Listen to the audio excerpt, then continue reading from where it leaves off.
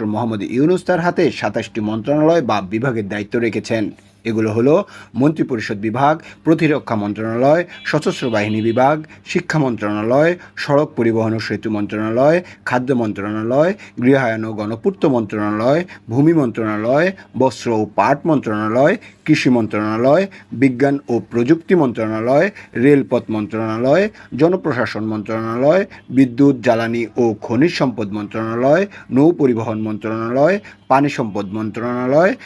মহিলা ও শিশু বিষয়ক মন্ত্রণালয়, দুর্যোগ ব্যবস্থাপনা ও ত্রাণ মন্ত্রণালয়, তথ্য ও সম্প্রচার মন্ত্রণালয়, প্রবাসী কল্যাণ ও বৈদেশিক কর্মসংস্থান মন্ত্রণালয়, বাণিজ্য মন্ত্রণালয়, শ্রম ও কর্মসংস্থান মন্ত্রণালয়, সংস্কৃতি বিষয়ক মন্ত্রণালয়, বেসামরিক বিমান পরিবহন ও পর্যটন মন্ত্রণালয়, মুক্তিযুদ্ধ বিষয়ক মন্ত্রণালয়, পার্বত্য চট্টগ্রাম বিষয়ক মন্ত্রণালয়, প্রাথমিক ও গণশিক্ষা মন্ত্রণালয়।